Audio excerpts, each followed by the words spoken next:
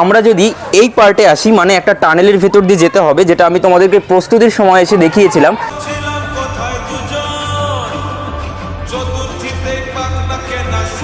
দেখতে পাচ্ছি গ্রে একটা শেডের মধ্যে কালার করা হয়েছে এবং মাতৃ প্রতিমার যে মুখমণ্ডল তা কিন্তু সত্যিই মায়াবী।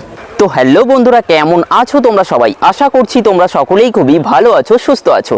তো তোমাদের সকলকে আরও বেশি ভালো রাখতে আমি আরও একটি নতুন দুর্গাপূজা পরিক্রমার ভিডিও নিয়ে হাজির হয়ে গেলাম। হ্যাঁ বন্ধুরা, তোমরা ঠিকই দেখছো, এই মুহূর্তে আমি দাঁড়িয়ে রয়েছি হুগলি জেলার জিরাট শহরে। জিরাট আদিবারোরী দুর্গোৎসব কমিটি এবছর দুর্গাপূজা 2024-এ তাদের নিবেদন হচ্ছে কাতারের মুন টাওয়ার। তো আজকে এই শুভ তৃতীয়ার এই পুণ্যলগ্নে কাতারের মুন টাওয়ারের কিন্তু শুভ উদ্বোধন হতে চলেছে।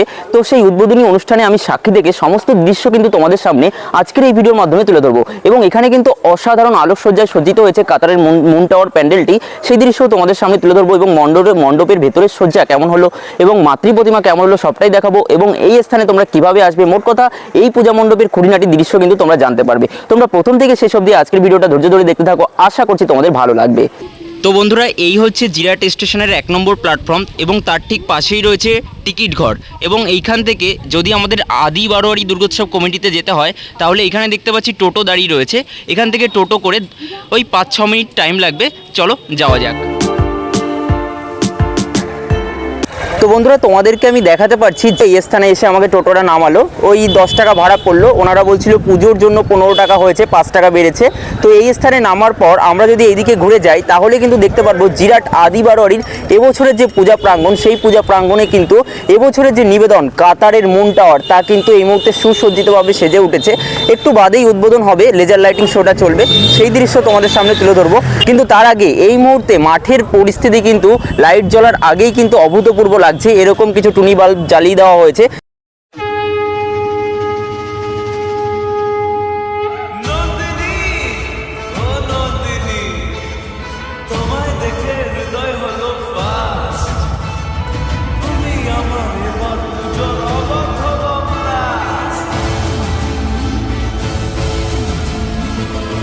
কাতারের মুন টাওয়ারের বাইরের অংশ তো তোমাদেরকে দেখালামই। এবার আস্তে আস্তে আমি একটু ভেতরের দিকে প্রবেশ করছি। ভেতরের দিকে প্রবেশ করে তোমাদেরকে ভেতরের দৃশ্যটা কেমনভাবে সজ্জিত হয়েছে তা আমি তোমাদের সামনে তুলে ধরছি। মুন টাওয়ার পূজা মণ্ডপে ঢোকার একদম সম্মুখেই কিন্তু এরকম কিছু ছোট ছোট ঝাড়বাতির আয়োজন করা হয়েছে। উপরটা কিন্তু কাপড়ের কাজ এবং এই জায়গাটি কিন্তু দেখতে পাচ্ছি এরকম টাইপের বেশ কিছু ডিজাইন করা হয়েছে। মানে এখানে দেখতে পাচ্ছি চৈতন্য মহাপ্রভুর ছবি দেওয়া হয়েছে, চিত্র অঙ্কন করা হয়েছে এবং এখানেও বেশ কিছু দেবদেবীর ছবি বা চিত্র যাই বলি না কেন সেগুলো রয়েছে।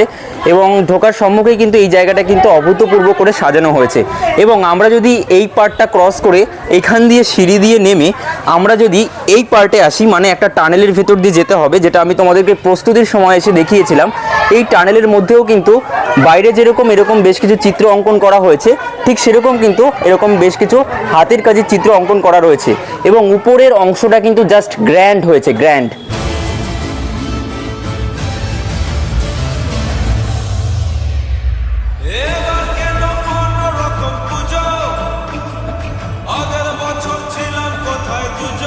বন্ধুরা, এরকম একটা সরু টানেলের মতন জায়গা দিয়ে আসার পর আমরা যদি এই দিকটায় ঘুরে যাই তাহলে কিন্তু পূজা মণ্ডপ অর্থাৎ কাতারের মুন টাওয়ারের গর্ভগৃহে আমরা প্রবেশ করতে পারবো।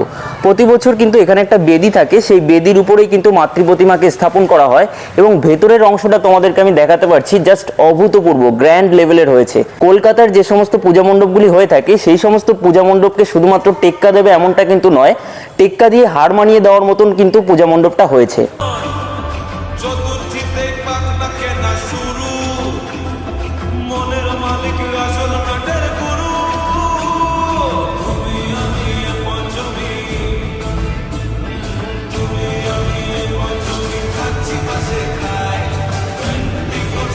কাতারের মুন টাওয়ারের ভেতরটা যদি তোমাদেরকে একটু ডিটেলসে বিবরণ দিই, এই দিকটা থেকে শুরু করি আর কি। এই যে জায়গাগুলি, এই জায়গাগুলিতে কিন্তু দেখতে পাচ্ছি কাচের শেড ইউজ করা হয়েছে। তোমরা দেখতে পাচ্ছ আমি যে ব্লগ বানাচ্ছি ফোন থেকে শুরু করে আমার মুখমণ্ডল কিন্তু পরিষ্কার বোঝা যাচ্ছে, তোমাদেরকে আমি দেখাতে পারছি। তো এগুলো কিন্তু কাচের শেড ইউজ করা হয়েছে, সত্যি গ্র্যান্ড লেভেলের পূজা মণ্ডপটি হয়েছে দেখো। এছাড়া বন্ধুরা আমরা যদি পূজা মণ্ডপের এই দিকে এবং নিচের দিকটাতে ফোকাস করি তাহলে কিন্তু দেখতে পারবো পূজা মণ্ডপের ভেতরে গরম হতে পারে এই কথা কিন্তু চিন্তা করে এখানে কিন্তু এসি বসানো হয়েছে। শুধু তাই নয়, প্রযুক্তিবিদ্যার দিক থেকেও কিন্তু এই পূজা মণ্ডপ অনেকটাই এগিয়ে রয়েছে। সেফটি এবং সিকিউরিটির কথা চিন্তা করে এখানে আমি দেখতে পাচ্ছি সিসি ক্যামেরাও কিন্তু বসানো হয়েছে। পূজা মণ্ডপের ভেতরের অংশ তোমাদেরকে আমি ইন ডিটেলসে দেখিয়ে দিলাম। এই যে জায়গাটায় যেখানে ঝাড়বাতি থাকে সেখানে কি ঝাড়বাতির স্টাইলের কারুকার্য করা হয়েছে, দেখতে দারুণ লাগছে। এবার যদি আমরা মাতৃ প্রতিমার দিকে ফোকাস করি তাহলে আমরা দেখতে পাচ্ছি যে মাতৃ প্রতিমা কিন্তু একটু থিমের স্টাইলে তৈরি করা হয়েছে। থিম আমরা বলতে পারি। এছাড়া একচালার মধ্যে যে সাবেকিয়ানার ভাবটাও কিন্তু এখানে আমরা লক্ষ্য করতে পারছি, অর্থাৎ থিম এবং সাবেকি আনা যে সে তার কিন্তু সংমিশ্রণে এই ঠাকুরটি তৈরি হয়েছে। দেখতে পাচ্ছি গ্রে একটা শেডের মধ্যে কালার করা হয়েছে এবং মাতৃ প্রতিমার যে মুখমণ্ডল তা কিন্তু সত্যিই মায়াবী।